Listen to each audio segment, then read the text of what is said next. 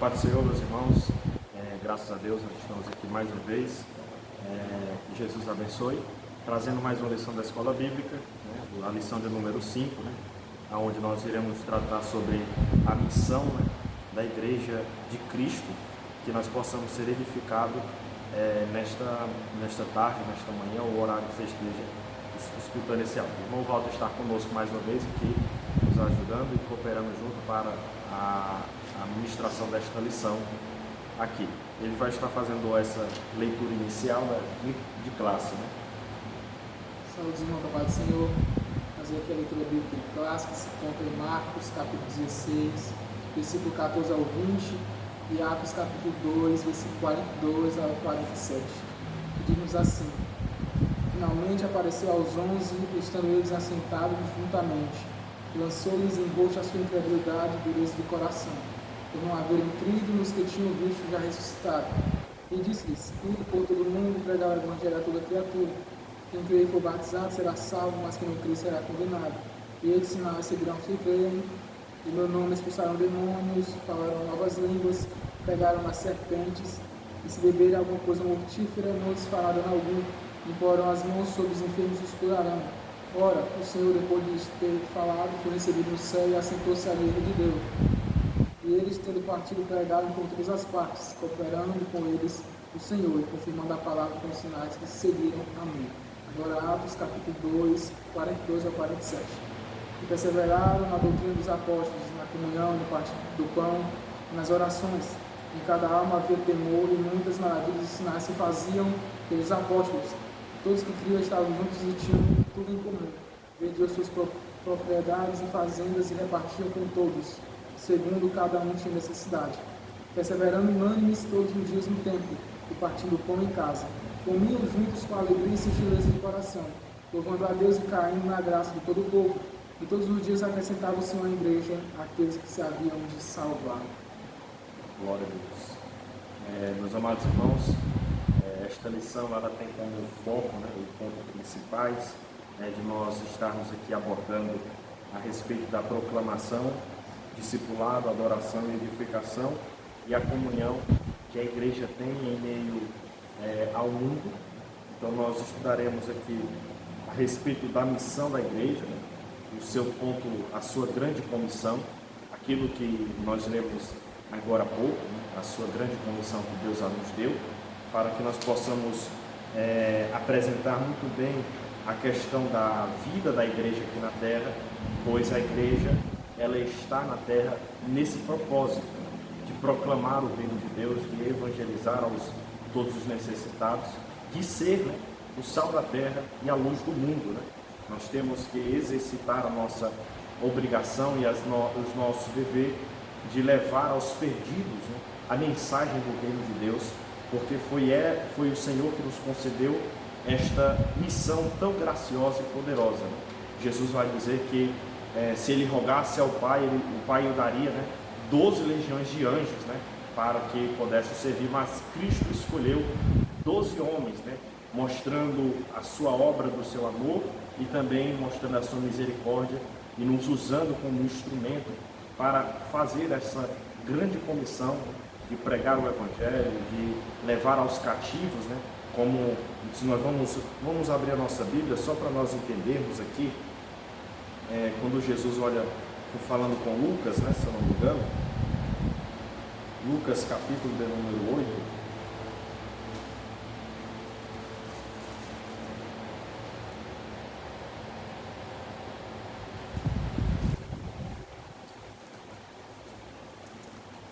perdão, Mateus, na verdade, Mateus capítulo de número 26, né?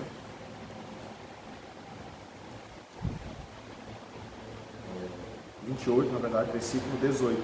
Jesus vai dizer: e chegando Jesus, falou-lhe dizendo: é-me dado todo o poder dos céus e na terra, portanto ide, ensinai a todas as nações, batizando-os em nome do Pai, e do Filho e do Espírito Santo, ensinando-os a guardar todas as coisas que eu vos tenho mandado, e eis que eu estou convosco todos os dias, até a consumação dos séculos. Amém.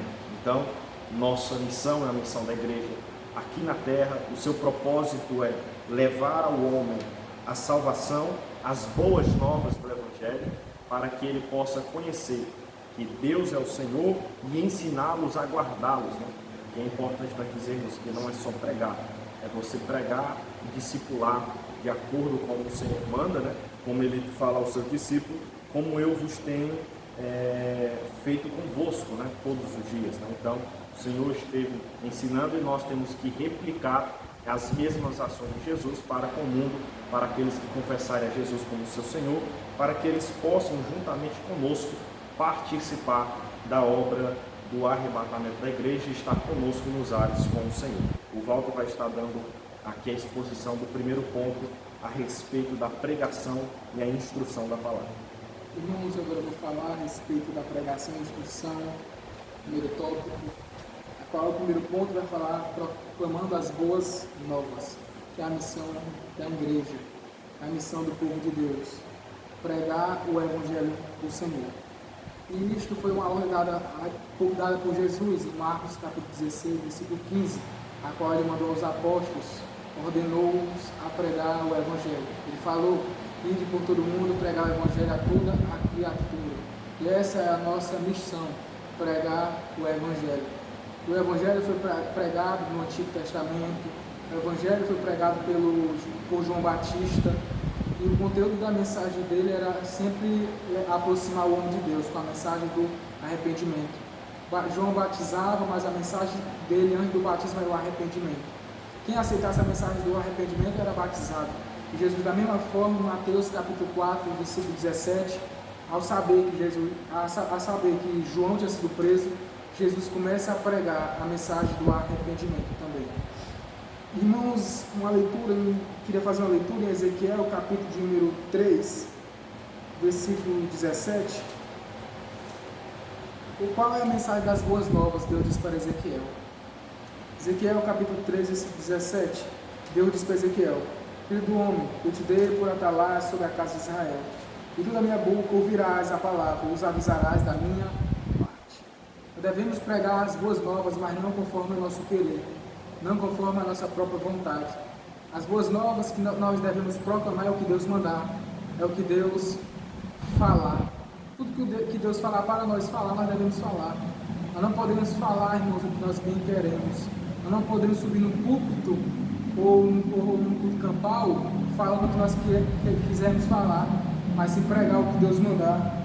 Jeremias, capítulo de número 1, assim como Deus fala para Jeremias do seu chamado, que Deus escolheu Jeremias desde o ventre, no capítulo 1, versículo 4, começa assim: assim veio a minha palavra do Senhor, dizendo: antes que eu te formasse no ventre, eu te conheci, e antes que saísse da madre, eu te santifiquei, as nações te dei por profeta. O profeta é proclamador do Evangelho, proclamador da parte de Deus. Então disse eu: Senhor Jeová, esse que não sei falar, porque Jeremias sabe que o trabalho do profeta, o chamado do profeta é proclamar o Evangelho, é falar da parte de Deus. Porque sou uma criança, eu não sei falar. Mas o Senhor me disse: não digas eu sou uma criança, porque aonde quer que eu te enviar, irás, e tudo quanto te mandar, dirás. É o que Deus mandar que o profeta deve proclamar. As boas novas é de Deus, é o que Deus mandar. Que as boas novas, o Evangelho verdadeiro vem de Deus. O apóstolo Paulo, em 1 Coríntios, capítulo 1, ele vai falar para a igreja que o seu chamado não é batizar ninguém.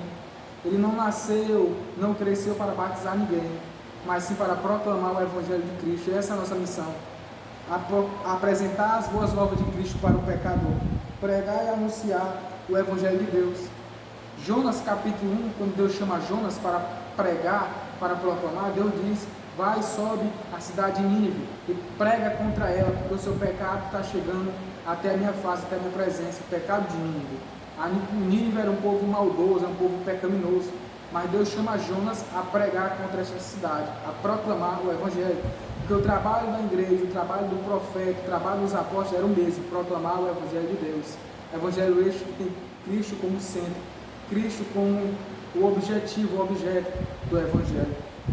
Aí no capítulo 3, Deus volta a chamar Jonas e diz: Jonas, já te disse, prega contra Nínive, porque o pecado dela tem chegado até a minha presença. Porque o nosso chamado é esse, o nosso trabalho é esse: pregar o Evangelho de Cristo.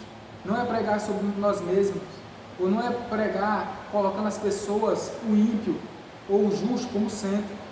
Porque muitas vezes, irmãos, quando nós estamos pregando, a pessoa não aceitou Jesus, aí nós colocamos ela no centro, colocamos ela lá em cima só para que ela aceite Jesus, mas a mensagem não é essa. A mensagem de Jesus foi arrepender-vos, a mensagem de João Batista foi arrepender-vos, a mensagem do povo do Antigo Testamento foi arrepender-vos, foi arrependimento. O apóstolo Pedro disse para o povo em Atos 3, depois da cura do coxo, arrependei-vos, porque esse é o trabalho da igreja, esse é o trabalho do verdadeiro pregador, esse é o trabalho de quem anuncia as boas novas de Cristo, pregar o arrependimento. Muitas vezes pregamos o que nós queremos só para as pessoas aceitar Jesus, mas não adianta aceitar Jesus à força, não adianta aceitar Jesus pelo falso evangelho, pelas falsas boas novas, pelas falsas mentiras do evangelho, não adianta, porque do mesmo modo vai para o inferno sempre.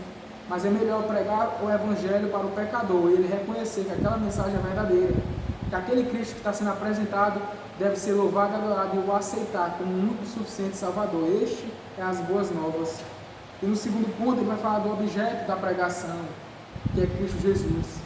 Ele é o objeto, ele é o conteúdo da pregação. Ele é o conteúdo da mensagem de João, de Paulo, de todos os homens. 1 Coríntios, irmãos, uma mensagem bem conhecida, a qual o apóstolo Paulo fala do conteúdo da pregação, do objeto da pregação, que é Cristo. Porque na igreja de Coríntios, irmãos, estava acontecendo uma divisão, uma briga, uma discórdia. Um dizia que era do lado de Paulo, outro dizia que preferia Apolo, outro dizia que preferia Pedro. Mas Paulo disse que Pedro nunca pregou sobre ele mesmo, que Apolo nunca pregou sobre ele mesmo, e que Paulo nunca pregou sobre ele mesmo.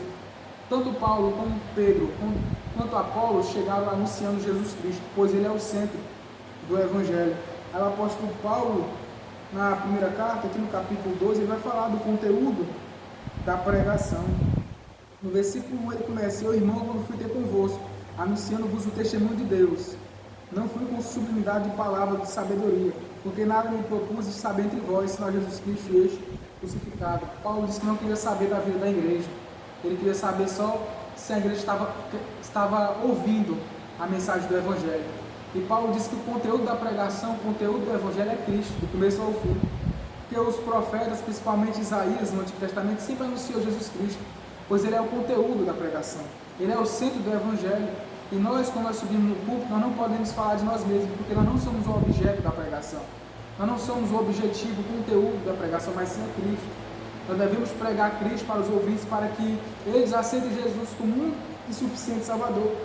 João capítulo 1, versículo 14, João vai falar um pouco mais acerca disso. Ele diz: e o verbo se fez carne, Jesus, e habitou entre nós, e vimos a sua glória, como a glória ungida do Pai, cheio de graça e de verdade. João testificou dele e clamou, dizendo: este era aquele de quem eu dizia, o que vem depois de mim é antes de mim, porque foi primeiro do que eu. O interessante é que João Batista, Jesus dizendo que nunca houve ninguém nascido de mãe igual ele, mas o interessante é que João Batista era conhecido como Jesus, como um grande homem, mas ele disse que ele não era o centro do Evangelho.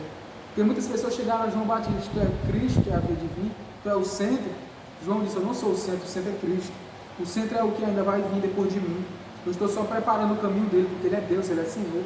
Ele deve ter um caminho preparado, eu estou preparando o caminho dele. Aí ele continua: e todos nós recebemos também da sua plenitude com graça sobre graça, porque a lei foi dada por Moisés, a graça e a verdade vieram por Jesus Cristo. Deus nunca foi visto por alguém, o Filho unigênito que está no seio do Pai, este o fez conhecer, porque Jesus é Deus. Nunca ninguém viu Deus, mas Jesus veio manifestar o Pai, porque Jesus também é Deus. Por isso que Jesus várias vezes disse para os apóstolos: quem vê a mim vê o Pai, porque ele é Deus que vê o Pai. Ele diz em João 10, versículo 30, eu e o Pai somos um, ele tem o mesmo poder, a mesma majestade, merece a mesma honra e glória que o Pai. O apóstolo Paulo em Filipenses diz que Deus o exaltou ele sobre todo nome, porque ele merece ser louvado, ele merece ser adorado, ele é igual ao Pai, ele tem o mesmo poder, e ele merece ser engrandecido. 2 Coríntios capítulo 11, a igreja de Corinto tinha expulsado Paulo de lá da igreja. Aí o apóstolo Paulo, sabendo que houve lá dentro falsos profetas, falsos pregadores do Evangelho, o apóstolo Paulo diz no versículo 3, mas temos que assim como a serpente enganou a Eva com a sua astúcia, assim também seja de alguma sorte corrompida os vossos sentidos e se apartem da simplicidade que há em Cristo. Ele é o centro do Evangelho. Nós devemos entender que Cristo é o centro do Evangelho. Não existe esse negócio de dizer que você é o ponto fraco de Deus. Que Deus sem você não serve de nada, porque tem gente que diz, se eu não fazer, ninguém mais faz. Elias disse, só tem eu para pregar, só tem eu para proclamar, mas Deus disse que ainda tinha 7.000 verdadeiros, ainda tinha 7.000 que ainda anuncia Cristo como centro, ainda tem 7.000, ainda tem remanescente, porque Deus preserva, Deus guarda, Deus é misericordioso e piedoso. No Antigo Testamento, principalmente em Salmos, Deuteronômio, vai dizer que Deus é um Deus misericordioso, zeloso, piedoso para conosco. Nós devemos louvá-lo Ele dia por dia, porque Ele tem preservado os seus, Ele tem guardado os remanescentes que ainda pregam e propagam Cristo como centro do Evangelho. Ele deve ser o centro. Em Gálatas, capítulo 1, o apóstolo Paulo falando no versículo 6 ao 9, ele vai falar que estavam distorcendo a mensagem, propagando outro Cristo que nunca foi propagado.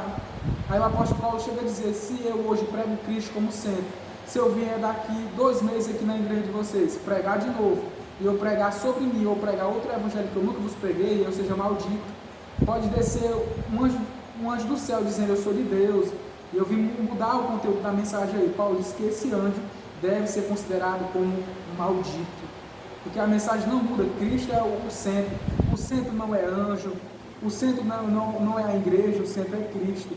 Cristo é o centro do Evangelho. O centro do Evangelho não é pregador, não é esposa de pregador, não é pregadora. O centro do Evangelho é Cristo, do começo ao fim. É de Gênesis a Apocalipse. Deus é o centro do Evangelho. Cristo é o centro do Evangelho. E a Bíblia Sagrada, ela narra a história de um Deus que fez todas as coisas. Por isso que já começa no começo da Bíblia, em Gênesis capítulo 1. No princípio criou Deus os céus e a terra. A Bíblia narra a história de Deus, do começo ao fim. O Deus grandioso que Ele é. O Deus poderoso e centro do Evangelho. Interessante que quando nós falamos sobre o Evangelho, né, nós entendemos que a pregação do Evangelho não é algo, né? Você não está falando de algo, mas sim de alguém, né, que é do próprio Cristo. Em todas as vezes que você vê alguém falando do Evangelho, a palavra de Deus sempre vai falar, pregava de Cristo, ou a Jesus ou Cristo. Quando nós olhamos aqui para Atos 8, versículo de número 5, ali Filipos pregando para a cidade de Samaria, ali vai dizer que, e descendo Filipe à cidade de Samaria, lhe pregava a Cristo. E aí quando nós vamos para o versículo 12, falava, mas como crescesse em Filipe, lhes pregava acerca do reino de Deus e ao nome de Jesus Cristo se batizava tanto homens como as mulheres. E aí quando Filipe chega para o eunuco, né, Filipe falando de Cristo, a salvação. E o apóstolo Paulo vai deixar claro lá na sua primeira epístola de Corinto, né, ali no versículo de número 24, né, vai mais para os que são chamados tanto judeus como gregos, lhes pregamos Cristo, né? Poder de Deus e sabedoria de Deus. Então, entendemos que o Evangelho não é algo, né? Mas sim alguém, que esse é o próprio Jesus Cristo, bem abordado aqui pelo nosso Bíblia. Irmãos, agora vamos falar sobre discipulando os convertidos. Tem muita gente que acha que é para discipular o ímpio, mas não é. É dentro da igreja, irmãos, que deve ser o discipulado. E tem muitas igrejas que não tem discipulado, mas é para ter. Muitas vezes ocorre da pessoa aceitar Jesus, aí 2 dias depois se afastar da igreja porque não foi discipulado. Discipulado é um preparo, é uma grande ajuda para o homem. E o discipulado é para quem está dentro da igreja, é as pessoas que já aceitaram Jesus Cristo como muito suficiente salvador da sua vida. A pessoa prega o Evangelho, a pessoa aceita Jesus, algo que deve ser feito, discipular. Discipular para quê? Discipular para o batismo nas águas. Aí você dá um estudo a ela, um preparo a ela, você discipula ela para saber se é aquilo mesmo que ela quer, se batizar. Se é uma vida com Deus verdadeira que ela quer. Para isso que serve o discipulado, para instruir a pessoa, para dar um preparo, para dar uma firmeza maior. Aí perguntar à pessoa, é isso mesmo que tu quer? Porque a pessoa vai discipulando, e a pessoa que vai se batizar vai dizer, não sei se eu quero isso, me proíbe de muitas coisas, não é isso aí que eu quero. Isso é o discipulado. Você tem que instruir a pessoa, você tem que dar um preparo grande para a pessoa, senão não adianta. Em igreja que não tem discipulado, a pessoa se batiza e 2 dias depois se afasta, ou se batiza nas águas, continua com a mesma vida, porque não foi discipulado. Eu já passei pelo discipulado é algo muito bom, é um preparo muito grande, dá uma instrução sobre a declaração de fé do homem, sobre o que o homem tem que se apegar, que é o Evangelho de Cristo, que é a cruz de Cristo, Discipulado é algo muito interessante, é a sua declaração de fé, é um grande preparo para que você se firme no Evangelho de Cristo. Eu já passei pelo discipulado e digo, é algo muito bom e proveitoso para quem for batizar nas águas. A pessoa deve saber, antes de se batizar, a pessoa já deve saber, porque tem gente que começa a mudar de conduta depois de se batizar, mas não é.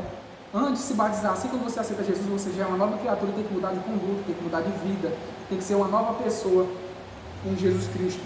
Em Atos capítulo 8, aqui é onde o irmão Ivo leu, a partir do versículo 30, vai falar: E correndo Filipe, ouviu que lia o profeta Isaías e disse: Entendes tu que lês? E ele disse: Como poderei entender se alguém me não ensinar? Rogou a Filipe que subisse com ele se assentasse. O eunuco quis saber um pouco a respeito do Evangelho. E o lugar da escritura que lia era este: que foi levado como uma ovelha para o matadouro, e como está mudo o cordeiro diante do que o tosquia, assim não abriu a sua boca. Na sua humilhação foi tirado o seu julgamento, e quem contará a sua geração, porque a sua vida é tirada da terra. E respondendo eunuco a Filipe, disse: Rogo-te, de quem diz isto o profeta? De si mesmo ou de algum outro?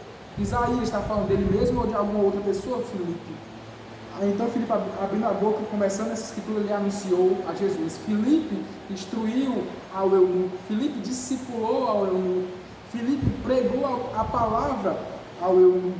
Indo esse caminhão, chegaram ao pé de alguma água, e disse o eunuco: Eis aqui a água, quem pede que eu seja batizado? Filipe deu a palavra a ele, Filipe discipulou ele, Filipe instruiu ele, aí ele perguntou: quem pede eu ser batizado? Agora, Filipe, já passei pelo profeta de discipulado, pelo processo de discipulado, de instrução. E disse Filipe: é lícito se crer de todo o coração. E respondendo, ele disse: creio que Jesus Cristo é o Filho de Deus. Ele passou pelo discipulado primeiro, eunuco. E Jesus, em Mateus 28, diz que o discípulo deveria ir e fazer discípulos. Os apóstolos deveriam ir pregar o Evangelho e fazer discípulos, porque a pessoa tem que ser discipulada, a pessoa deve passar por um discipulado. Tem um homem que diz que antes batizava os convertidos, hoje é preciso converter os batizados. Hoje mudou tudo, as coisas estão mudando demais. Deve batizar, irmãos, e deve passar pelo processo de discipulado, de instrução, aí depois se batizar. Hoje não, hoje antes batizava os convertidos, hoje é necessário converter os batizados, mudou tudo. Hoje as coisas estão mudando, porque não há mais pregação do Evangelho. E queria passar a oportunidade do segundo tópico para o irmão Ítalo. É bem importante, né, irmão? Então, e é importante nós deixar claro que esse discipulado, irmãos, porque eu já vi, né, relatos de outras denominações que pregam uma coisa na convenção da pessoa, mas no discipulado vai totalmente contra o que a pessoa mesmo pregou, né? Então, o discipulado ele tem que ser baseado, né, na doutrina bíblica, né? E claro, dependendo da sua denominação, ele vai pegar também os costumes, né, da igreja, né? O costume dos nossos ancestrais da igreja, e vai seguir esses princípios, mas sempre deixar claro que esse discipulado é na base bíblica, né? Ele vai te instruir uma vida cristã verdadeira.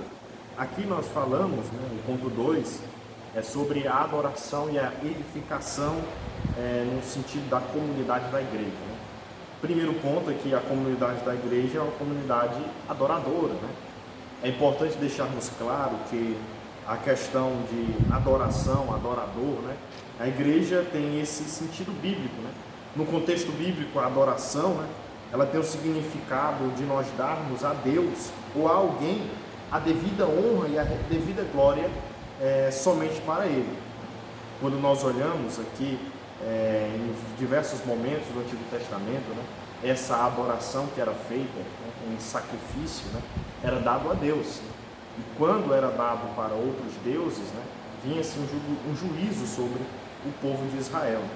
E nós entendemos que aqui, como igreja em sua comunidade, né, ela tem essa função de adoração. E é importante nós deixarmos claro, né, que aqui o sentido de adoração é no total serviço a Deus, né? Não é somente enquadrado dentro do nosso horário de culto, né?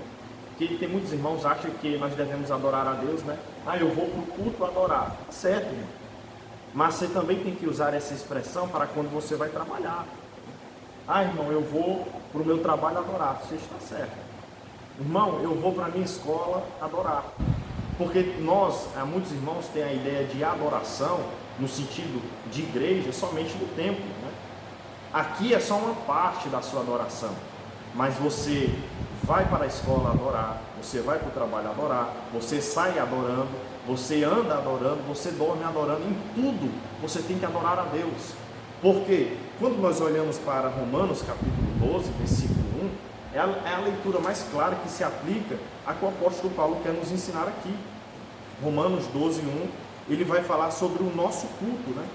Ele vai dizer: rogo-vos, pois, irmão, pela compaixão de Deus, que apresentei o vosso corpo em sacrifício vivo, santo e agradável a Deus, que é o vosso culto racional, né? Entenda, irmão, aqui o apóstolo Paulo está fazendo a menção porque no Antigo Testamento você pegava o boi e matava como sacrifício. Você pegava lá o bode, matava como sacrifício. Pegava o cordeiro, matava como sacrifício. E Paulo vai dizer para os irmãos de Romanos, os irmãos de lá em Roma, vai dizer: não, agora você não mata boi, agora você não vai matar cordeiro, não vai matar ninguém, porque agora é sua vida, é o sacrifício vivo. Você não vai matar mais nada, agora você vai entregar em vida, que é você próprio. Por isso que quando você vai para o templo, você vai adorar. Mas quando você está indo para o seu trabalho, você também está adorando. A adoração não se enquadra só no templo, é em toda a sua vida, porque é o sacrifício vivo, é uma vida de adoração a Deus. Quando você vai para um trabalho e lá o seu trabalho é bem feito, né? As suas coisas é bem feitas, você não faz, não é porque você quer agradar o patrão, né? É porque você está fazendo porque o meu trabalho bem feito adora a Deus, né? Quando você entende de que tudo que você tem que fazer é para adorar a Deus, tudo que você faz é bem feito.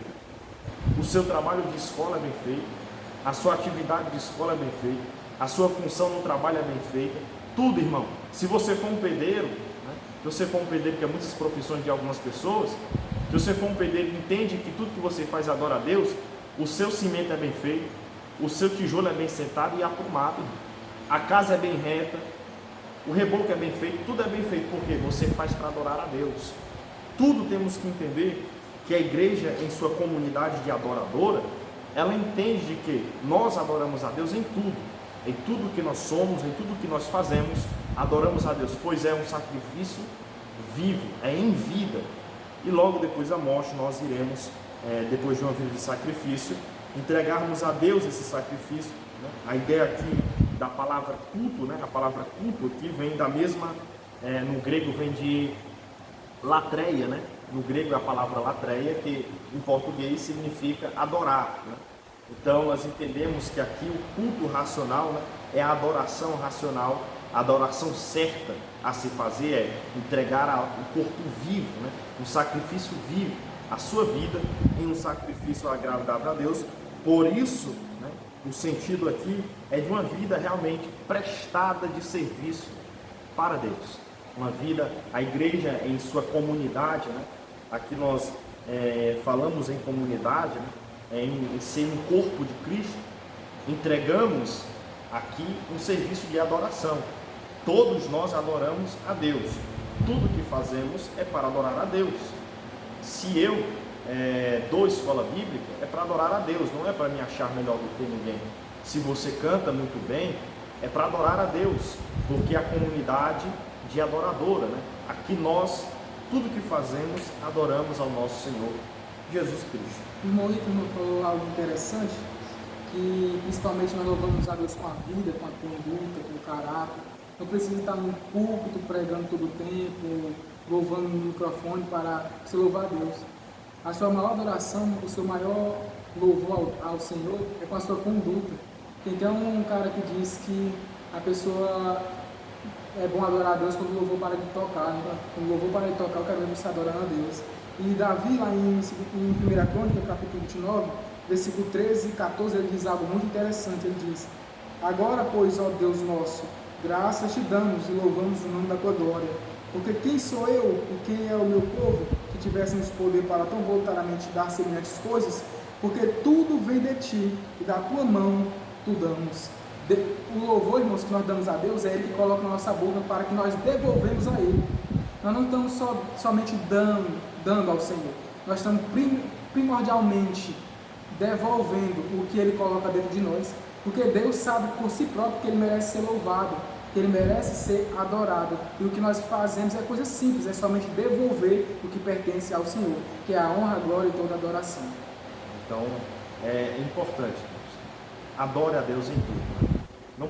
Não queira precisar de nada para querer adorar a Deus. E tem gente que acha que se eu não tiver oportunidade a Deus, eu não consigo adorar a Deus. Não, você pode adorar a Deus em tudo que você faça, dai graças a Deus, né, que o apóstolo Paulo vai dizer.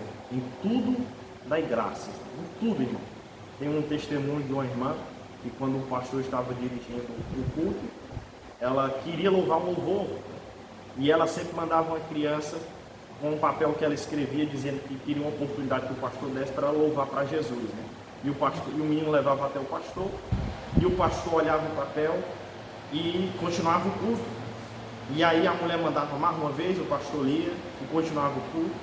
A mulher mandava mais papel, o pastor lia, até o momento que o pastor chegou no final do culto e disse: irmão, vamos ficar de pé, vamos orar para encerrar o trabalho. E o pastor encerra o trabalho naquele momento, e os irmãos indo embora, e a senhora chega até ele e diz: mas pastor, eu queria louvar para Jesus, você não me deu oportunidade. E o pastor olhou para ela e disse: irmã, louve agora. Aí ela falou assim: mas pastor, não tem ninguém olhando, então tu quer louvar para quem, né? Quando nós queremos adorar para Jesus, louvar para Jesus, pregar, viver uma vida para Jesus em sacrifício vivo, não precisa de plateia, não precisa de ninguém batendo palma, não precisa de ninguém nos elogiando, porque é para Deus. O apóstolo Paulo vai dizer que Ele vê tudo, irmão, e o nosso serviço para Ele não é em vão. Então, adore a Deus. Somos uma comunidade adoradora, adoração. Aqui nós adoramos a Deus.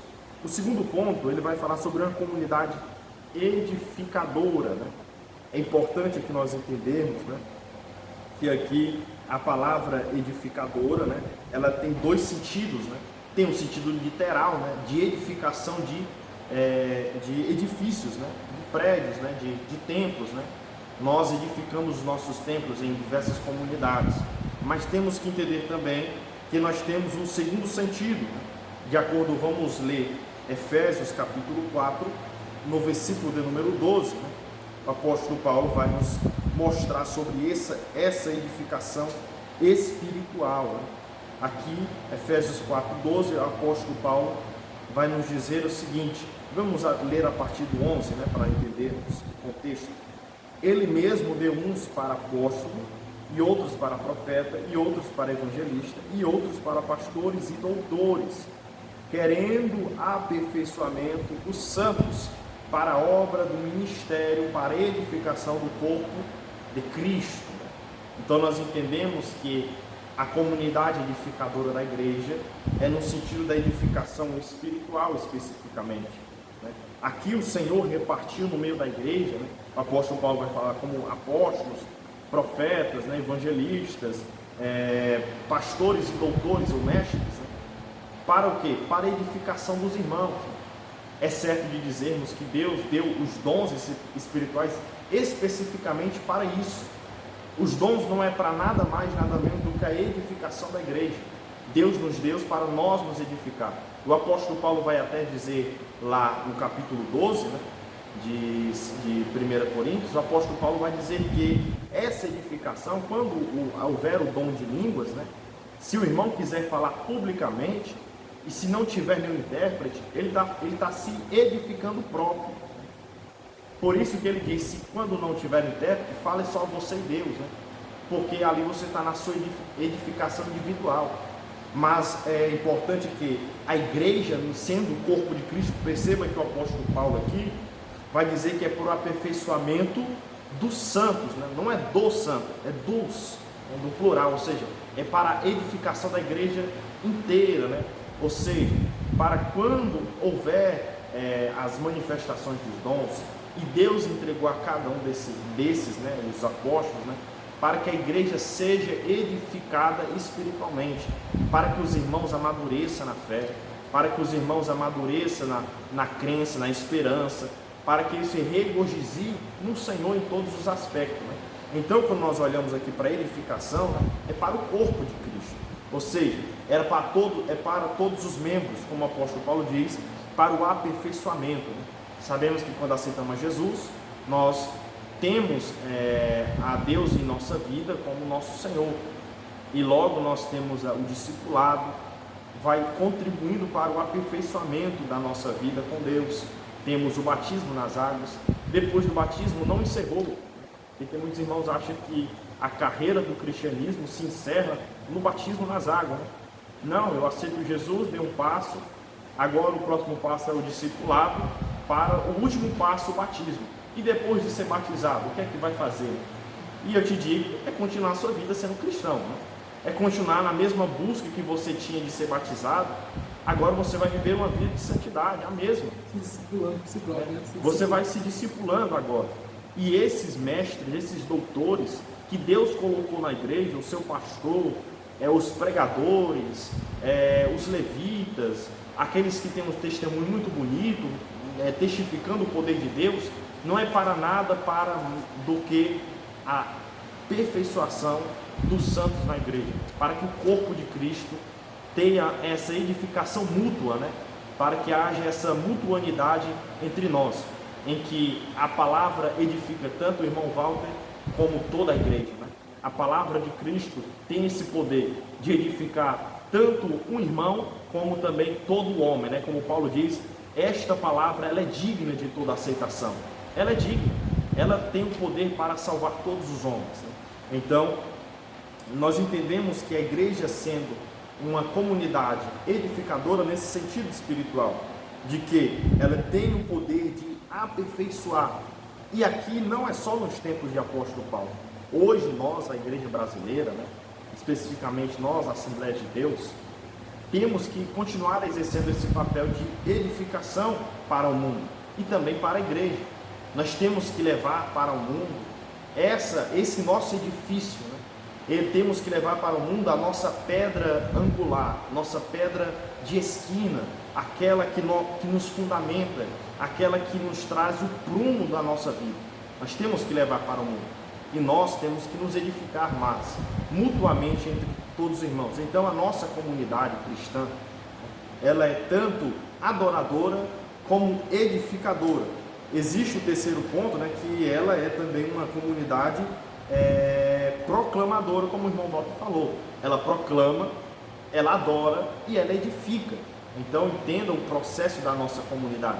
Ela é uma comunidade proclamadora do reino de Deus, uma proclamadora adoradora de Deus e uma proclamadora e uma comunidade edificadora em Cristo, né? Então nós temos essa comunidade edificadora. Deus repartiu para nós esses homens de Deus, essas pessoas, para que ela possa nos edificar espiritualmente, nos firmando na fé em Cristo Jesus. Aqui eu já quero passar esse terceiro ponto aqui para o nosso amado irmão Walter, que ele estará destrinçando aí de acordo com o ponto. Aqui, irmãos, agora vamos falar a respeito da comunhão e socialização, terceiro tópico. O primeiro ponto vai falar sobre a fé na esfera fraternal. Aqui o autor vai falar sobre a comunhão esta fraternal. Fraternal é comunhão entre irmãos, comunhão esta em unidade que deve ter entre os irmãos da igreja. Porque, irmãos, a comunhão para o Senhor, a comunhão com Deus é em unidade. Jesus falava que ele e o Pai eram um. Aí ele queria também que os discípulos fossem um nele, assim como ele era um no Pai. Os discípulos deveriam andar em unidade. Existe uma diferença de união e unidade.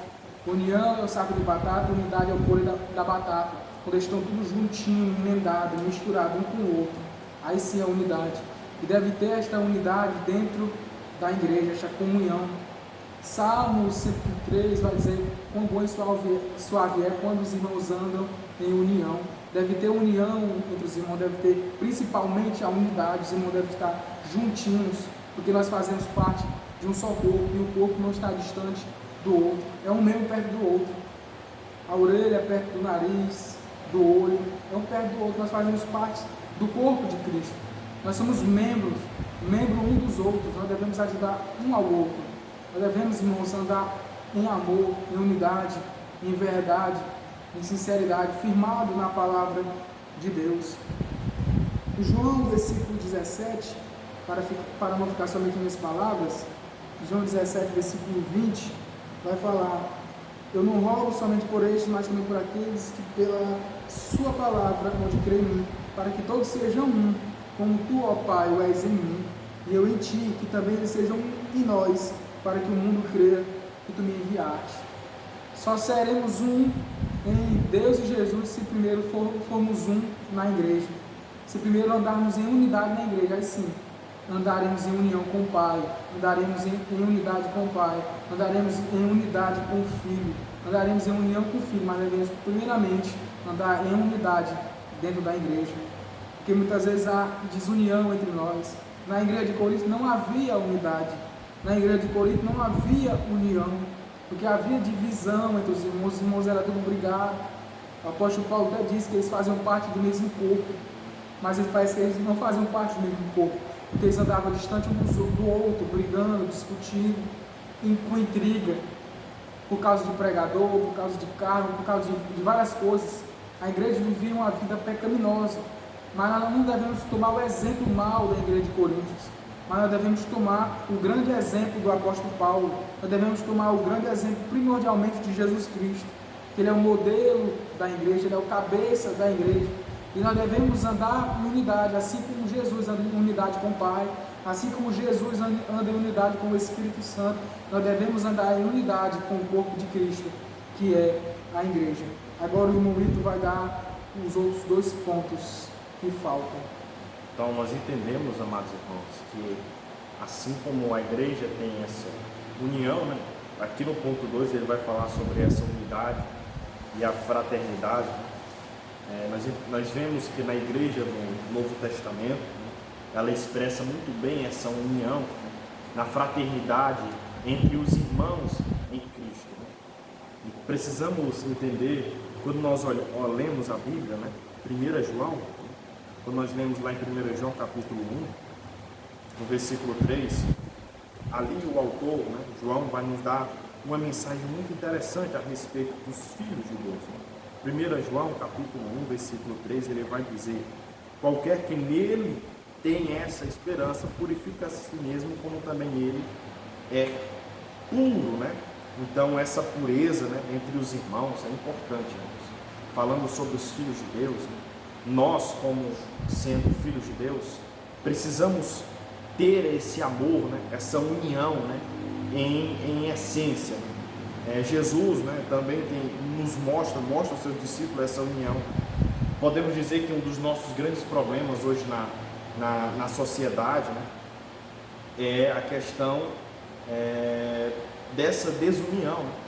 Muitos irmãos brigam entre si, muitos irmãos acabam se intrigando, nem se falam mais, um não dá mais atenção ao outro, não fala mais com o outro, por desentendimentos que acontecem no meio eclesiástico da igreja. Precisamos entender que isso tem se tornado uma astúcia de Satanás no nosso meio cristão. O cristianismo, a igreja de Deus, vem se tornando uma divisão, onde nós contemplamos hoje, no período que nós vivemos, nesse século que vivemos, um período onde mais se cresce divisões de igrejas, onde hoje nós encontramos diversas denominações religiosas, diversas igrejas, placas de igrejas, que são fruto de divisões, de desentendimento, de falta de comunhão. Irmão, eu vou te dizer uma coisa: o que produz a união entre a igreja é o Espírito Santo. Uma igreja que ela é genuinamente guiada pelo Espírito, a união habita entre os irmãos. Uma igreja que ela tem a harmonia do Espírito Santo, ela tem a união entre os seus irmãos. Porque o apóstolo Paulo fala em Romanos, 1 Coríntios 12, a respeito dos dons, e depois ele fala a respeito dos membros. Mas é interessante que dos membros, quando ele fala sobre os dons, que ele vai dizer que tudo que faz é o Espírito Santo que dá, e ele reparte a cada um como quer, mas o propósito é o mesmo. A união, ele trabalha de uma forma, ele dá um para pregar, ele dá um para louvar, ele dá um para evangelizar, ele dá outro para ter o dom de cura, de revelação de línguas, mas ele diz, olha, não importa o que prega, o que louva, nenhum é maior do que o outro, porque todos são para um só propósito, existe a união. E quando nós olhamos para o ambiente religioso aqui da Igreja Assembleia de Deus, nós precisamos entender, e a Igreja de Cristo, assim, no modo geral, o corpo de Cristo, precisa entender que a desunião não faz parte do corpo. Cristo não nos chamou para nós estarmos desunidos, né? Porque que comunhão há, né, entre a desunião? Nada. Cristo nos chamou para nos unir, para que, Paulo vai dizer, tanto grego como judeu. Aí nós entendemos que tanto negro quanto branco, quanto rico quanto pobre, todos são participantes do reino de Deus a partir da conversão do Evangelho, da sua alma. Quando você se transforma em Cristo, você faz parte do mesmo corpo, você faz parte da mesma igreja.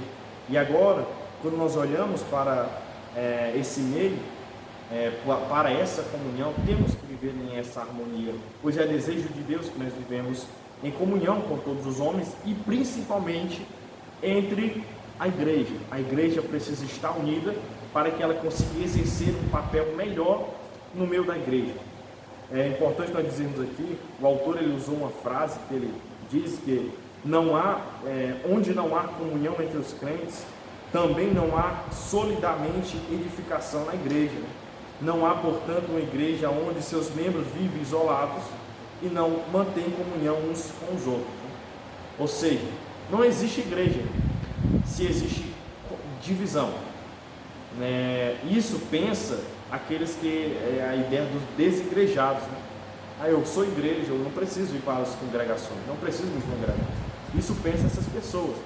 Mas é importante deixar claro que nós temos que viver em comunhão.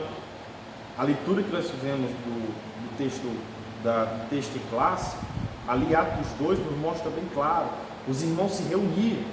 Quando você lê a leitura que nós fizemos, preste atenção no versículo 42, perseveravam na doutrina dos apóstolos e na comunhão, e no partir do pão e nas orações, e com tudo isso, olha o resultado, e em toda alma, em cada alma havia temor, e muitas das maravilhas e sinais se faziam pelos apóstolos. Perceba que uma igreja onde há a união, onde há doutrina, uma igreja onde há repartição, né? E onde há oração, é uma igreja que prospera espiritualmente. É onde o que? Há temor na alma. E aqui o temor não é de ter medo, é de ter uma reverência e respeito. E também a operação do Espírito Santo através daqueles que Deus o colocou à frente. Então, aonde há essa comunhão entre os irmãos, ali há a operação do Espírito Santo no nosso meio. Por isso, irmãos, devemos nos esforçar ao máximo em manter essa comunhão entre nós, nossos irmãos, como fala lá em Hebreus 13:16. Devemos manter a comunhão entre os irmãos. Aqui o último ponto, ele vai falar sobre a esfera social. Entenda que quando o irmão Walter falou sobre a esfera da fé fraternal, também existe a esfera social. Nós temos que ter essa esfera, tanto entre nós, igreja, mas também precisamos ter a esfera da fé social. É importante nós termos esse ponto, porque quando nós, o sentido do texto aqui decorre, né? Precisamos entender que Cristo não morreu só para aqueles que estão na igreja. Cristo morreu por todos. E a igreja, em seu papel de missiologia, tem que exercer a sua função socialmente. Porque aqui nós entendemos que a igreja ela tem que exercer a sua fé também lá fora. Também levando aos pobres, aos cativos, né? Porque foi para isso que o Espírito Santo foi nos concedido, para que nós preguemos, assim como Jesus vai dizer, né? Sobre mim está o Espírito do Senhor, né? Para evangelizar aos pobres, né? Para libertar os cativos, né? E aqui é para isso que o Espírito Santo está em nós. Na obra social também, a igreja tem essa função, porque tem muitos irmãos que acham que nós não devemos pregar, né? Para aquele que está na carne, né? Mas nós temos que pregar para eles. a obra social também tem que ser exercida pela igreja. A obra na esfera social da nossa fé tem que ser exercida. Não podemos esquecer, né? É interessante que aqui nós podemos entender que Deus criou um homem que é corpo e alma, né? E aí nós pregamos somente para a alma, né? para que o corpo dele se desgaste, né? Temos aí tantas pessoas caídas no chão, tantos irmãos, tantas pessoas que sofrem fome, né? Passam necessidades, né? Nós chegamos só com a Bíblia, olha, aceite Jesus, né? Levamos só a mensagem e deixamos lá a pessoa passando fome, né? A igreja precisa entender que você cuidar dos pobres não é só pregar a palavra, também tem um sentido social, levar o alimento, levar muitas das vezes uma roupa para que eles possam se vestir. Ali você está fazendo a obra da fé social. E claro, também nós não vamos, tem um outro extremo também, que é as pessoas que levam só o comer, né? Pessoas que postam fotos aí levando cesta básica, levando roupa para necessitado, né? Ajudando os pobres, ajudando as pessoas que precisam, os órfãos, mas esquece do principal também, que é levar a palavra. E na esfera social a igreja trabalha das duas formas. A igreja leva tanto o alimento carnal, né?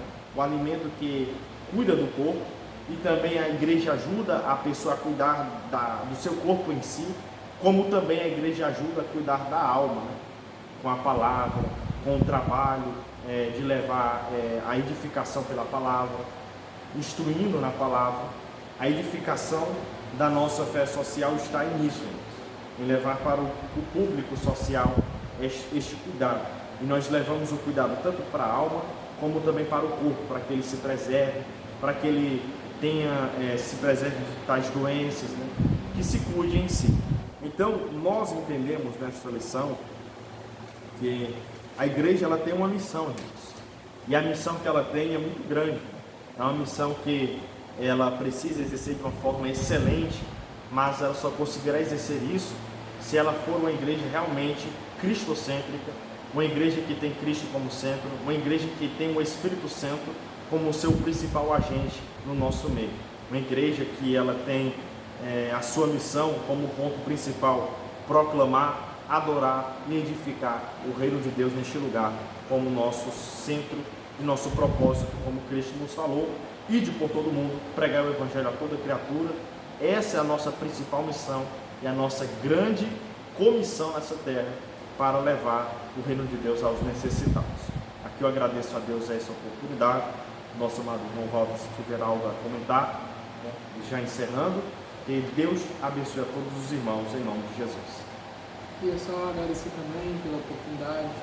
Igual no livro diz, nós temos uma missão e que nós venhamos a cumprir esta missão.